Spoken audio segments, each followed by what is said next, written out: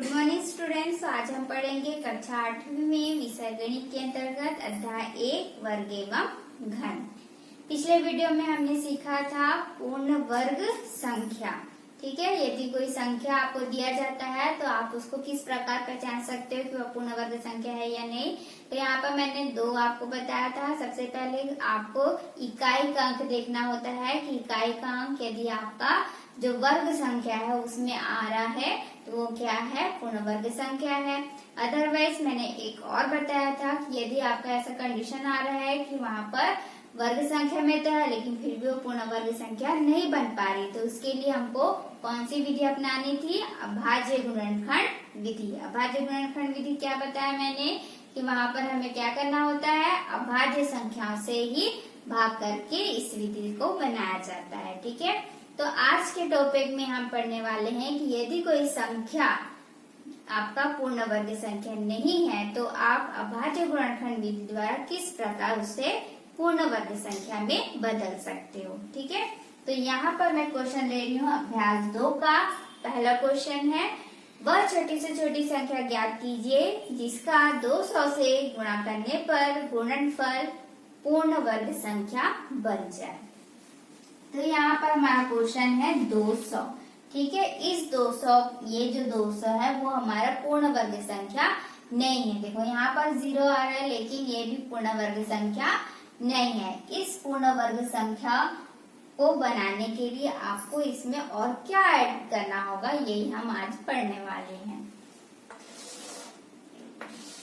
ठीक है, इस तरह से ये मैंने अभाज्य गुणनखंड विधि का उपयोग किया है। तो यहाँ पर अभाज्य संख्या कौन कौन सी होती है, 2, 3, 5, 7 इस प्रकार से होता है। ठीक है, तो हम इकाई का अंक देखेंगे क्या है, 0 है। 0 है यानी कि वो क्या है, सम संख्या है। सम संख्या है तो हमको सम संख्या यानी कि 2 से ही विभाजित करना होगा।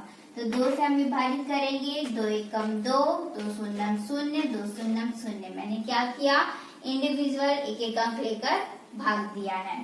फिर सेकंड हम देखेंगे, यहाँ पर भी इकाई का अंक क्या है, 0 है। तो 0 है तो हम क्या करेंगे, फिर से यहाँ पर सम संख्या से विभाजित करेंगे, 2 पंचे 10, 2 शून्यम 0।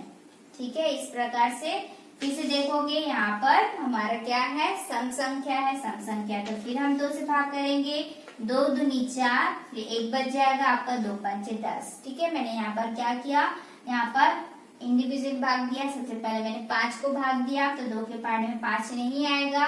ठीक है, इस तरह से तो यहाँ पर 2 एकम 2, 2 दूनी 4। तो यहाँ पर मैं ले रही हूँ 4, लेकिन कितने बार में आया, 2 बार में। तो हमको भागफल लिखना होता है इसलिए मैं यहाँ पर 2 लिखी हूँ। ठीक है, अब यहाँ पर 5 में से 4 घटेगा तो कितना आता है, 1। अब यहाँ पर संख्या को हम उतारेंगे तो कितना हो गया, 10। इसलिए मैंने यहाँ पर लिखा है 2 पंचे 10। ठीक है, तो यही आपको याद रखना है कि यदि आप कितनी संख्या ले रहे हो उसमें शेषफल कितना बच रहा है। शेषफल जो है वो आगे वाली संख्या पर जुड़ जाएगा। ठीक है, तो वो कितना हो गया, 10 हो गया। इसलिए हम यहाँ पर 2 पंचे 10 लेकर इसे पूरा पूरा विभाजित कर रहे हैं। यदि आपका शेषफल यदि बच रहा है तो वहां पर संख्या को भाग नहीं दे सकते।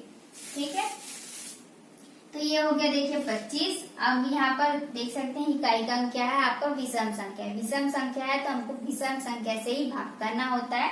यदि आप सम संख्या से भाग कर रहे हैं तो देखिए इस तरह से 25 है, 2 एकम 2, ये पूरा कैंसिल हो गया लेकिन 5 हमारा क्या हो गया, शेषफल बच रहा है। ठीक है, तो यहाँ पर क्या हुआ, 2 दूनी 4 ले सकते हो आप। ठीक है, फिर भी हमारा क्या हो जाएगा, शेषफल तो रह ही जाएगा। तो हमको शेषफल 0 करना है यानी कि कोई भी शेषफल नहीं होना चाहिए, इसलिए हम यहाँ पर 2 से विभाजित इसे नहीं कर सकते। ठीक है, तो अब हम बढ़ेंगे आगे। आगे हमारे देखो क्या है, विषम संख्या में 3 है। तो क्या 3 के पारे में 25 आता है, नहीं, क्योंकि 3 अट्ठे 24 हो जाता है ना। यदि हम भाग कर रहे हैं तो इस प्रकार से क्या हो गया, ये 3 अट्ठे 24। शेषफल कितना बच गया, 1। तो ये भी क्या हो गया, 3 से विभाजित नहीं हो पा रहा है। तो अब हम किस में बढ़ेंगे, आगे 5 की ओर। तो 5 के पार से देंगे 5 25, पूरा विभाजित हो गया, 5 एकम 5। ठीक है, इस प्रकार से अब हम क्या करेंगे, इस 200 का हम गुणनखंड निकाल लेते हैं। तो ये हमारा क्या आया है, 2 गुणा 2 गुणा 2 गुणा 5 गुणा 5।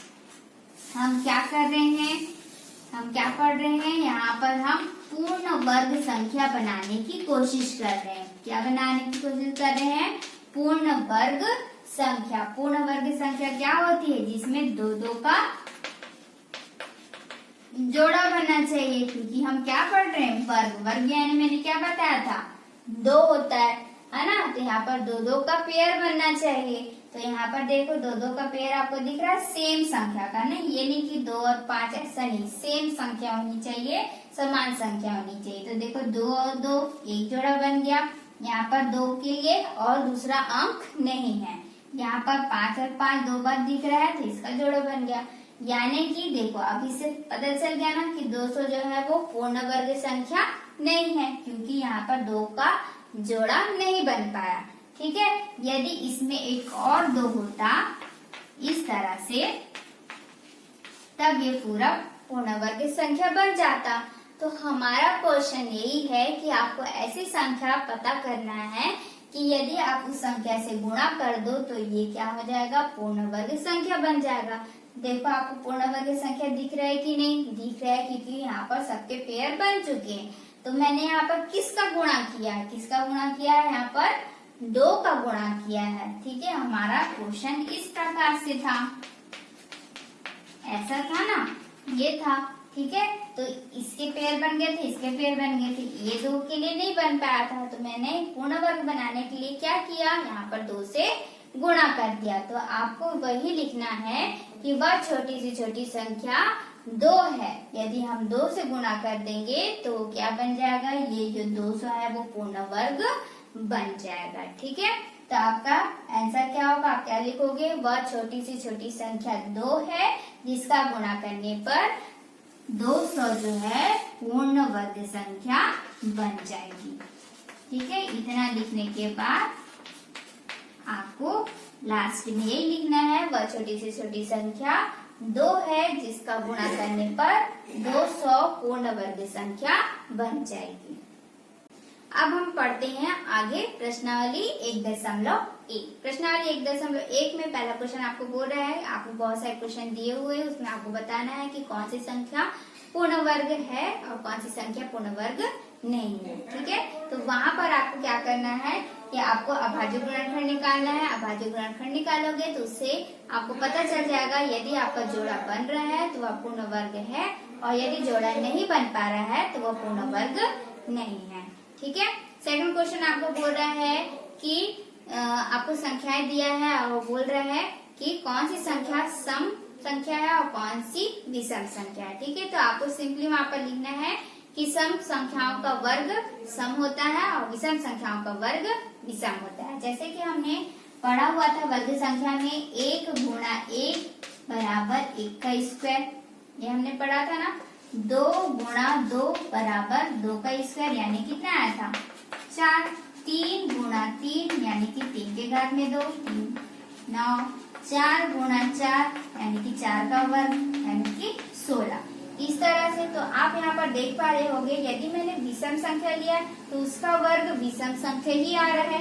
यदि मैंने सम संख्या लिया है तो सम का वर्ग सम संख्या आ रहा है। ठीक है, फिर यहाँ पर देखो 3 विषम है, तो विषम का वर्ग यदि ली तो यहाँ पर विषम संख्या आ गया। यहाँ पर 4 जो है वो सम संख्या है, तो सम संख्या का वर्ग लिए तो सम संख्या ही आ रहा है। तो आपको थर्ड क्वेश्चन में सिंपली यही लिखना है कि सम संख्याओं का वर्ग सम होता है और विषम संख्याओं का वर्ग विषम होता है। अब हम पढ़ लेते हैं पूर्ण घन संख्या। जैसे कि हमने पहले पढ़ा था पूर्ण वर्ग संख्या, अब हम क्या पढ़ेंगे, पूर्ण घन संख्या।